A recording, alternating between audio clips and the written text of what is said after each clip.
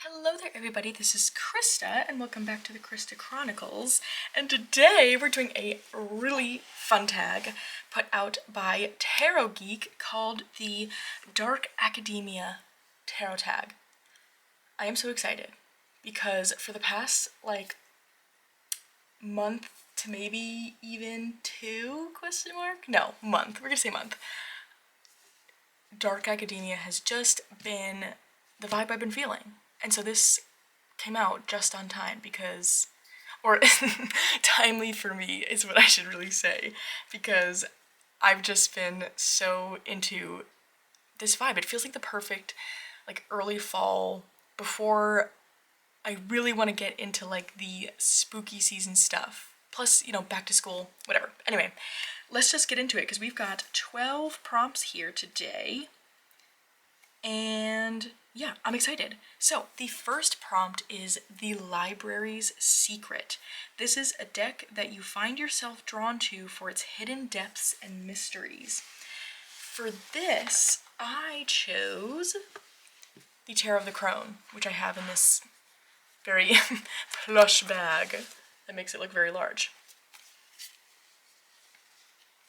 I mean, right away from the backs, I felt myself intrigued in this kind of way because they're just plain black, nothing else going on. And this definitely feels like a library secret kind of deck because something about it feels very old, I don't think antiquated is quite the right word to use here, but it has really that kind of crone-like energy and wisdom to it, and something about it just feels old to me, even though it is a relatively modern deck. But also, we have all of the 78 tarot cards here, but the meanings are really played with, I find, in this deck, and it's not... Could you read it really straightforward? Absolutely. You can just pay attention to the titles on here. But when you get into the guidebook, the way that Ellen Laurenti Prince, who is the creator of this, looks at each of these cards is really, really interesting. Not to mention, too, that all of the cards also start with their own little mini poem and then gets into a little bit of a meaning, but I find that with that poem and just sort of like the paragraph of meaning, it always leaves me thinking. I don't really feel like I'm necessarily handed the answer with this deck. It feels there really is a lot of depth and hidden meaning to it to uncover. And the way I always think about this deck feels very High Priestess energy to me in that mystery, and it almost feels like with this deck we're getting sort of a glimpse behind the veil. So this was an easy prompt for me for sure. So Tarot of the Crone is my library's secret. Next up we have the Inkwell and Quill, and this is a deck that inspires you creatively, and for me that definitely had to be Memento Mori in a Magical Creatures Tarot bag, because I still need to make this its own bag. I was keeping it in a little glass box for a while, but anyway. So this absolutely inspires me creatively in, I think, many ways. I'm going to start with the more everyday way, in the sense of, to me, this really inspires some creative thinking, because when I use this as an oracle, you're just getting an object here, and there's not any sort of keyword on there.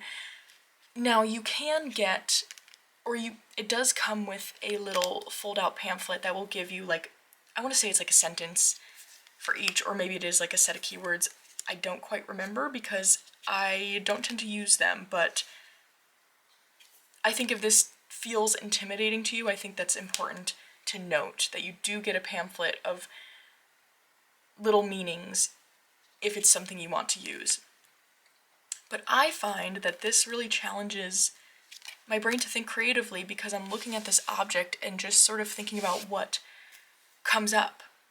So for example, if I pulled the Mourning Brooch, to me, through pulling this card a few times and thinking about it, when I think about a mourning brooch, it's something you're wearing like directly on your person to signal some kind of, I mean, it's just to signal grief.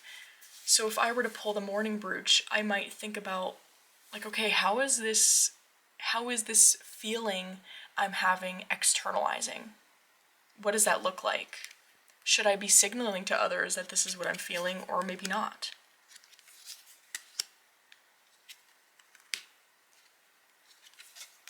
Something like horseshoe. There's so many things that could come up. You can think of it as like a lucky horseshoe, or something that they use to keep, you know, like an iron horseshoe they often put above doorways to keep fairies out. Or you can think of it as the footwear necessary for a horse to get you where you need to go. So just really cool. I find that in that way, just using it as a deck inspires me to think creatively, but then also this deck really did inspire the creation of my own first deck, the Cottage Witch Oracle, because I loved and love this deck so much, and just, I love this card. This is a newer one for me that I just got from her Patreon. I loved this deck so much, and it just got me thinking of, okay, what if I made a deck that had this sort of vintage style, but it was a bit more like cozy cottage feeling, and then I can make it objects really, really specific to me. You know, what if I did that? And then, you know, on mine I gave it a keyword. That's just what I did. But the idea absolutely spawned from my love for the Memento Mori. And so it also has inspired me creatively in that way as well, because I don't know that Cottage Witch would have happened if I didn't have this deck. And I think that's so cool how different ideas can sort of like spur off of each other. I think that's just really, really neat. So, oh, look, another new one. I love that card. Okay, so that is my Inkwell and Quill deck. That is the Memento Mori. Okay, next up we have Eternal Autumn. This is a deck that captures the melancholy and beauty of fall. This was a no-brainer. It is the Tarot of the Unknown, and it is definitely, I mean, I love this deck, but it is based on a show that completely captures this energy for me. It is based on the show Over the Garden Wall,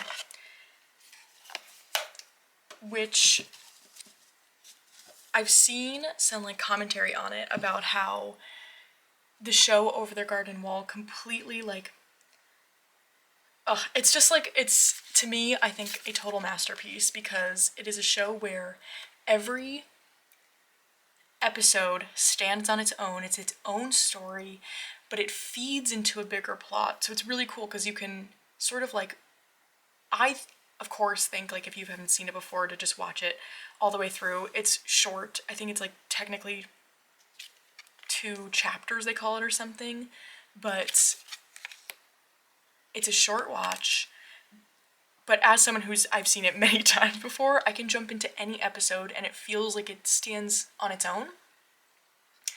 But the illustration style, the setting, the music, it perfectly captures that melancholy feeling of coming out of summer, being in autumn, and even just like, I don't want to spoil anything, but the subjects that the show kind of deals with also really, it's like it perfectly brings in this like sweet melancholy kind of thing. Like mostly it's these 2 brothers going through this dark forest trying to find their way out, but there is some elements of like what it's like to be, I'd say like a preteen in school and trying to relate to your peers, and there is this like really sweet melancholy to it. but we're also filled with all these ghoulish creatures and a bit of high stakes and talking animals, and it just completely ties together so much that that signals autumn culturally and puts it all together in just the most beautiful way.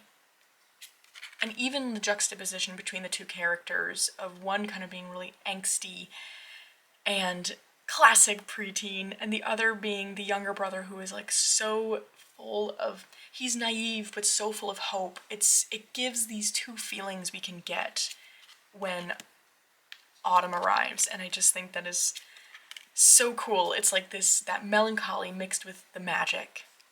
And so this, again, was a no-brainer because this deck is based on that show, and I think it does a beautiful job, too. And I just think that show perfectly captures the melancholy and beauty of autumn. So that is my Eternal Autumn deck, and that is the Tarot of the Unknown. Alright, next up we have the Philosopher's Stone. And this is a deck that helps you transform your thoughts. For me, that's got to be the Blooming Lovelies Oracle.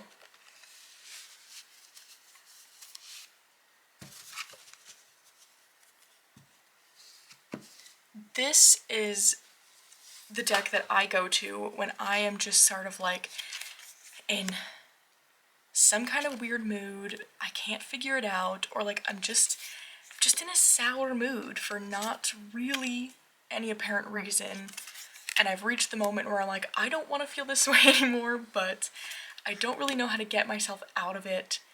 This is the deck that I like to come to for that, because there's so much humor built into this. But then also it, like I always say about this deck, is that it leaves you thinking. It's not, again, it's not like an obvious answer to a question. It becomes one the more you think about it, at least in my experience with it, but it's not going to do it right away. But this deck, without fail, always sort of transforms my thinking around a certain topic. I like using it too. It's like when I'm really stuck in a thought loop around something.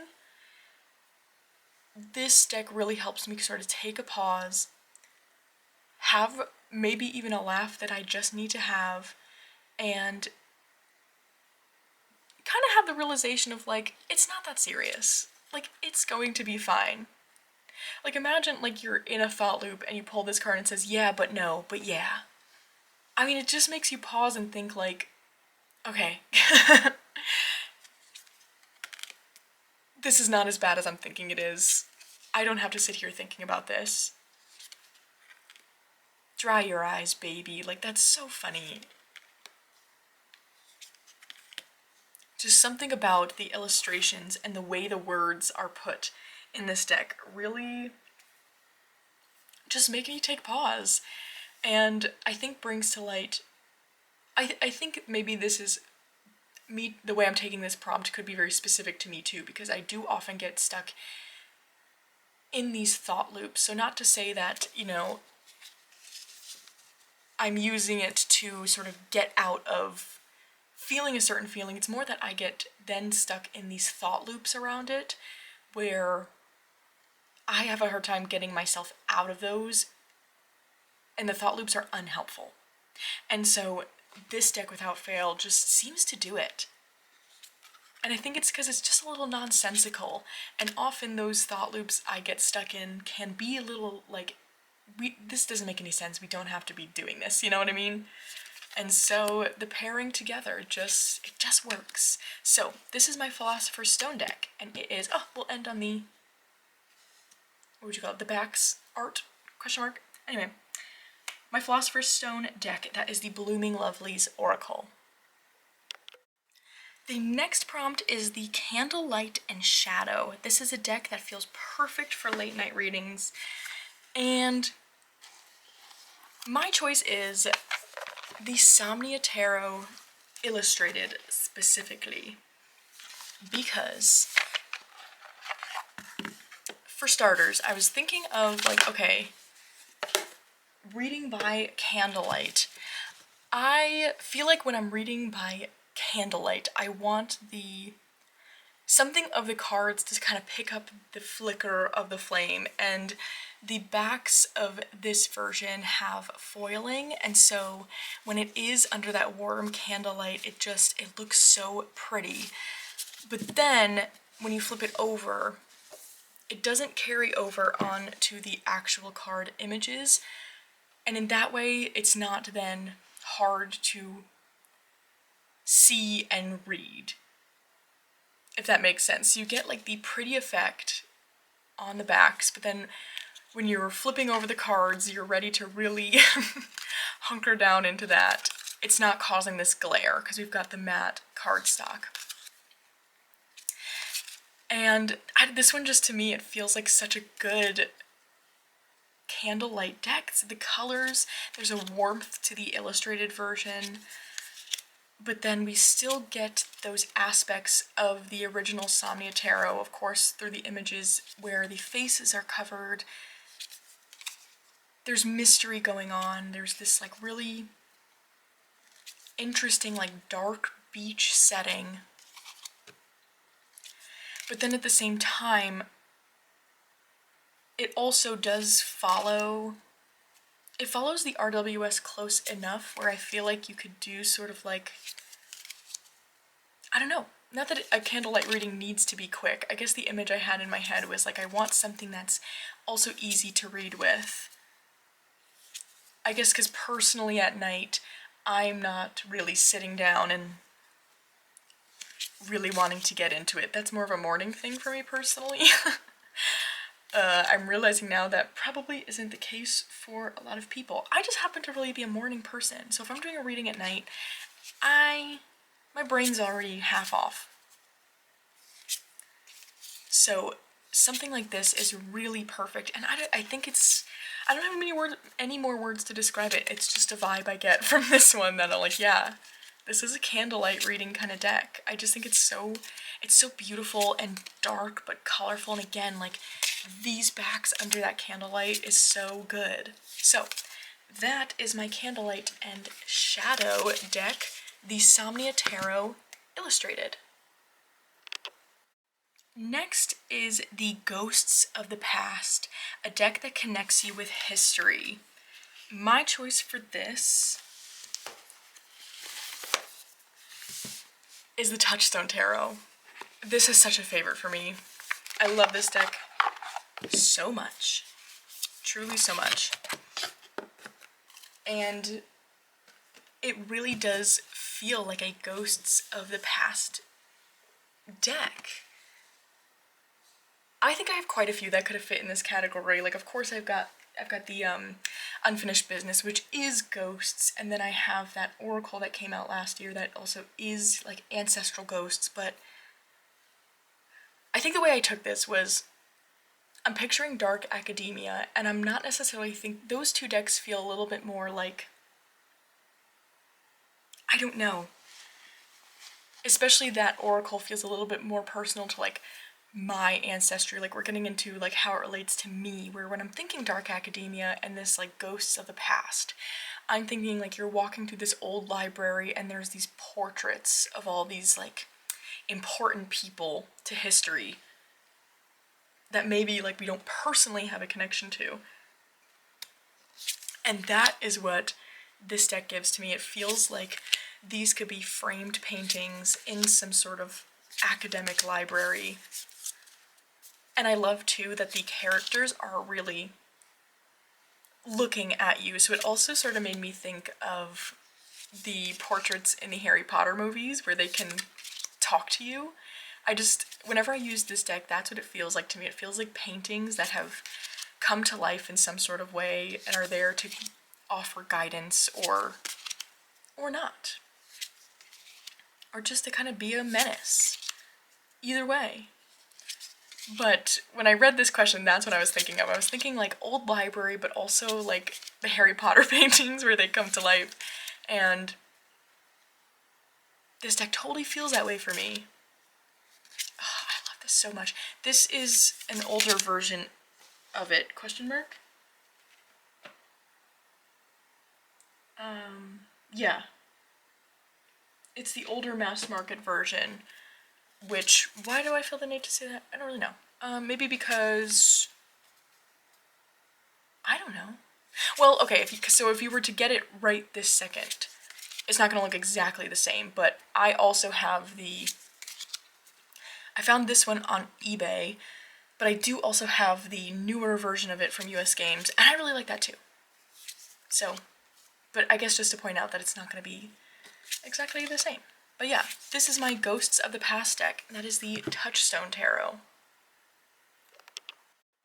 Next up, we've got Scholarly Pursuits, a deck that you turn to for learning. Now, I was trying to think of this, because I'm like, do I have something I like generally turn to for learning? Not that I could think of. So instead, we're going to look at what I'm learning right now, and the deck I'm liking for learning right now. And what I'm learning right now is Lenormand, alongside with, because Lisa Bopez is doing a Learn With Me series on Lenormand, and I also am following along with the video series from the creator of this deck, the Lilac Lenormand. This is by Logan from Larkin Legend here on YouTube and Instagram, and they have a whole video series up about Lenormand. But I also find, I have a bunch of their Lenormand decks, but this one I feel, with the guidebook,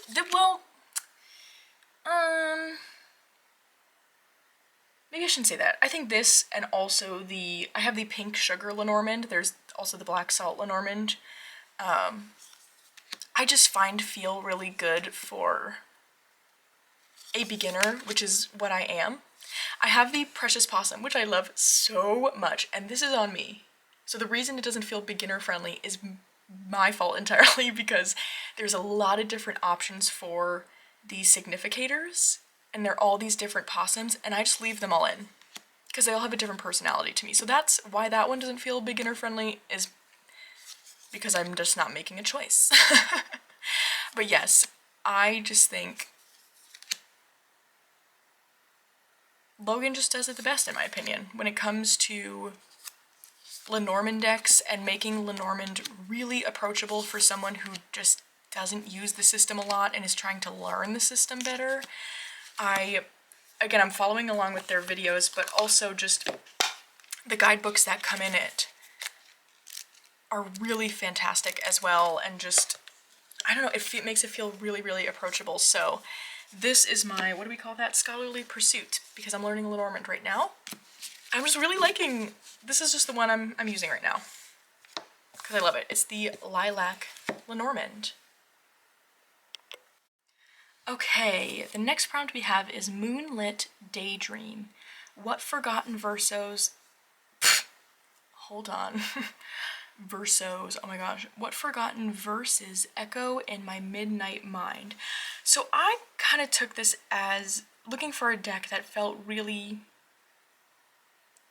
dreamy and mysterious in that sort of like moon card kind of way, and for me that is, oh, I'm forgetting the name of it. What the heck, I just went to go look at the book and it's gone already. Got it. The Dreamkeepers Tarot. It's the only thing when I put things in bags, personally, just the memory recall on me is not amazing. So I'm always like, wait, what is it again? Dreamkeepers Tarot. Of course, I mean, it's got dream in the name, of course. But to me, this really feels like there's a darkness to this deck, I feel. Not where it feels shadowy per se, but I don't know, there's just something about it that feels a little bit darker to me. Like I could imagine this world being what happens, I don't know, when you cross some sort of veil into a magical world at midnight. Like what goes on outside at midnight. You know what I mean? I don't know. That's just... This question felt more like we were getting to a vibe, and then this is the one I picked up. It feels, of course, very dreamy, and again, it brings me to sort of like a nighttime, middle of the night kind of place. So, this is my Moonlit Daydreams deck, and that is the Dreamkeepers Tarot. Okay, our next prompt here is Wuthering Heights, a deck that... what did I write there? Uh-oh, can't read my own handwriting. I don't think I finished that word. A deck that... I seriously can't read what I wrote there. Hold on. Gotta go check. Got it. It's a deck that stirs intense emotion. Mine, for that, is the Nicoletta Ceccoli Tarot. Definitely stirs some intense emotions for me. I love this deck so much. But it definitely is one that there are some times where I'm just like, I'm not gonna touch you for a little while because I'm just feeling sensitive and I don't want to hear it. And I think the reason this stirs such intense emotions for me is because I think, like a lot of us, this hits in an inner child place, but not in a soft inner child place. And what this deck tends to bring up a lot for me is the ways I felt misunderstood as a child who was very, very undiagnosed neurodivergent in many ways. And so that tends to be what comes up with this deck, is like the feelings I can remember having around knowing I felt different, and that, you know, the other kids around me were clocking that in some way, shape, or form I was different, but not having an explanation for that. And sort of just having to exist in this weird limbo of just not understanding and being misunderstood. And that can be a big emotion to sit in. But I love having this deck that feels like it can get to that every single time. So, this is my Wuthering Heights deck. That is the Nicoletta Ceccoli Tarot. Next up, we've got the Ivy-Covered Tower, a deck that feels like an old, wise mentor. This was a no-brainer. The Wildwood Tarot.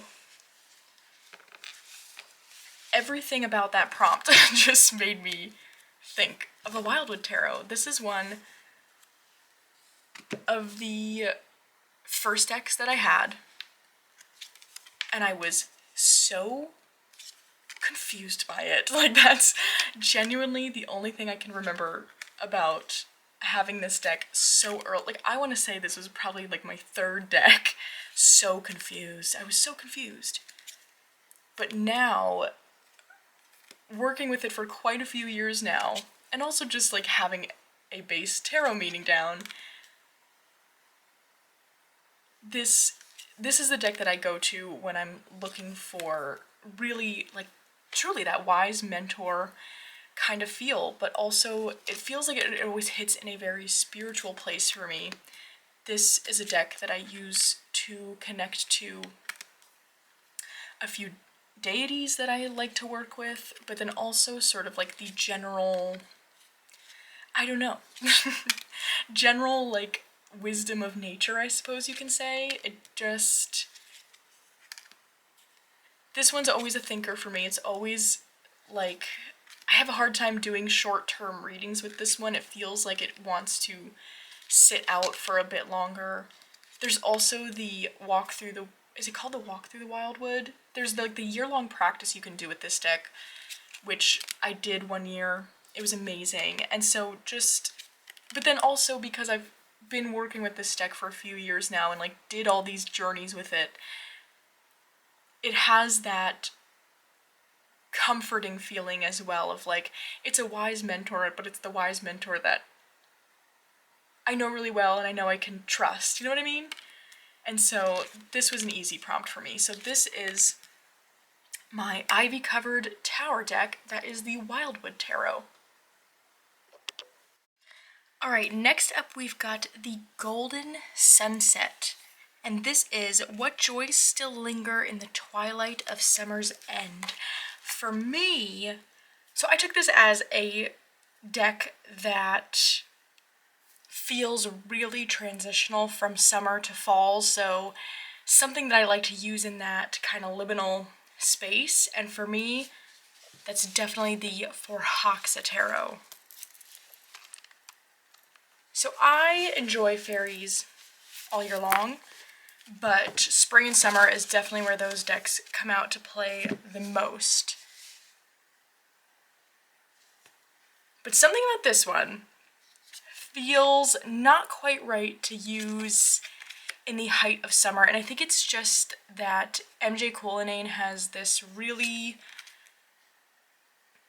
there's a bit of a dark quality I find to a lot of her decks, even if that's not the theming. Like this, you know, at least my understanding is not meant to be a dark deck per se, but her color choices make it lean that way. But then because it is a fairy deck, we still get a lot of these lush greens and florals, things of that sort. Like in this card, that's very much like a summertime card. But as a whole, this deck really makes me think of that liminal time between summer and fall, really what we're in right now. And so I've been really enjoying using this deck. It's sort of, again, it just acts as a transition, which is how I interpreted this prompt. Still getting that little bit of summer, but starting to move towards the darker vibe, darker energy. So that is my Golden Sunset deck, the Forhaxa Tarot. Okay, last but certainly not least, we have the Whispers Beneath the Oak, a deck that represents what timeless truths lie hidden in the shadows of the soul. Okay, I feel like I picked the ultimate Dark Academia deck for this one. My pick for this prompt is the Nameless One Tarot Oracle. I have all the cards mixed in here, so we're going to say Tarot and Oracle. Alright, now, and how I saw this prompt here in terms of, let's read that again. Timeless truths lying hidden in the shadow. First off, as we can see with this example right here, this feels like a very dark leaning deck. We have the completely black background, a lot of skulls happening, so it definitely feels a bit shadowy, but the reason I chose this was leaning into that timeless truths idea is a lot of these cards pull on, I'm going to say well-known, at least like with the cards I've pulled, I've recognized them, well-known fairy tales, folklore, things of that sort. Things, these stories that we kind of continuously can go back to, fables, things of that sort that are meant to teach lessons, and puts it into the context of the tarot. Not all of the cards, but a lot of the cards I have found do this. And every time it's sort of showing me the story in a different way by relating it to the tarot. And so, to me, fairy tales and folklore hold these real timeless truths, these lessons that never, what's the wording I'm looking for? Lessons that never go away. Like central humanity type things, you know what I mean? And I find that this deck really leans into that in such an interesting way. And so this was another no-brainer. In this shadowy way, we're told these real timeless truths through this deck. So, this is my Whisper Beneath the Oak deck, the Nameless One Tarot Oracle, and that is the last prompt. This was such a fun tag. Again, truly such perfect timing for me personally, because I've really been in the dark academia mood. But other than that, that's all I have for you today. So, of course, I will link all these decks below, and I will link Tarot Geek's original video below. It was so much fun to watch. And yeah, I hope you're having a great day so far, and I'll see you again very soon.